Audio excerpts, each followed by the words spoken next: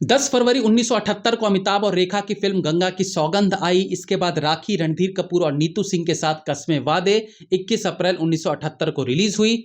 2 हफ्ते बाद ही यानी 5 मई 1978 को आई संजीव कुमार, शशि कपूर और अमिताभ की फिल्म त्रिशूल, जिसने चारों तरफ धूम मचा दी। त्रिशूल के सिर्फ 7 दिन बाद यानी 12 मई 1978 को अमिताभ बच्चन की एक और फिल्म रिलीज के लिए तैयार थी। फिल्म के डायरेक्टर का नाम था चंद्रा बरौट, जिनकी ये पहली फिल्म थी। फिल्म के प्रोड्यूसर ऐसे थे जो बुरी तरह से कर्ज में डूबे हुए थे और इस फिल्म पर दांव खेलकर सब उम्मीद कर रहे थे कि ये पैसा कमाएगी और कर्ज चुकता होगा।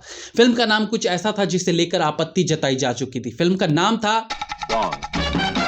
ये शाहरुख खान और फरहान अख्तर वाली डॉन नहीं, बल्कि 1978 में आई डॉन है। दरअसल उन दिनों एक मशहूर अंडरगारमेंट ब्रांड का नाम था डॉन, इसलिए फिल्मी बाजार में डॉन नाम को लेकर कोई फिल्म खरीदना नहीं चाह रहा था, क्योंकि दोनों का उच्चारण एक जैसा था।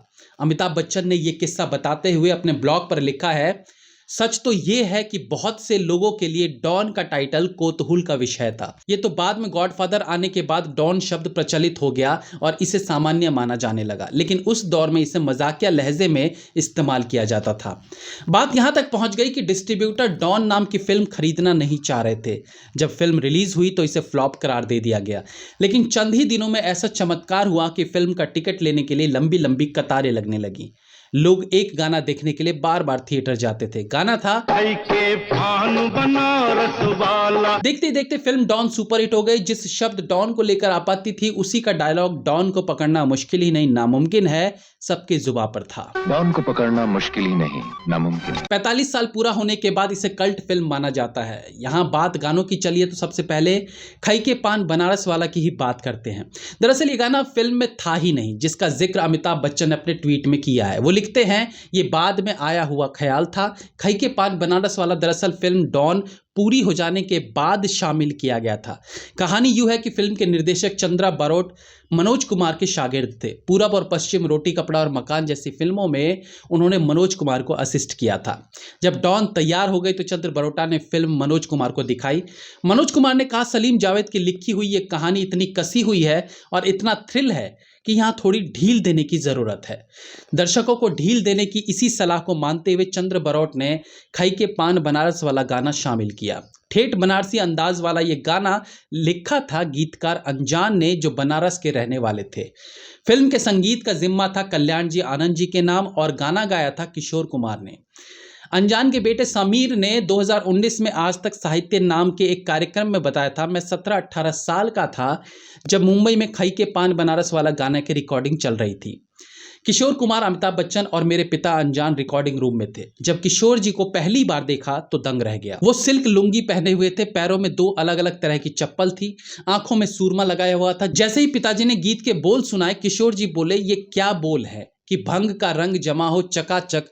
उन्होंने कहा, मैंने ये शब्द पहले नहीं सुने हैं, मैं नहीं गाऊंगा। फिर उन्हें जब खई के पान शब्द बताया तो किशोर जी अड़ गए कि वो खा के बोलेंगे। पिताजी बोले कि खई के और चकाचक का मतलब समझने के लिए आपको बनारस की गलियों में जाना होगा।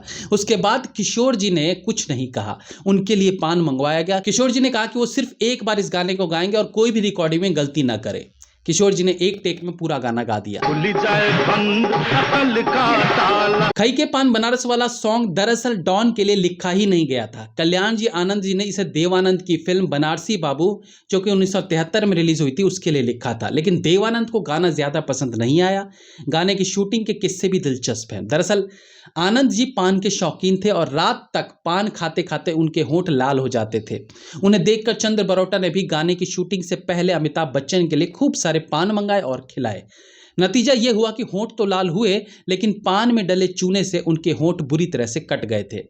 चंद्रा बरोटा दरअसल तंजानिया के रहने वाले थे और वहीं नौकरी करते थे, लेकिन 1960 के दशक में वहां के हालात काफी खराब हो गए। कई जगह नस्ली हमले हुए। 1966 में छात्रों का बड़ा आंदोलन भी हुआ। खराब हालात को देखते हुए परिवार ने तंजानिया छोड़ दिया।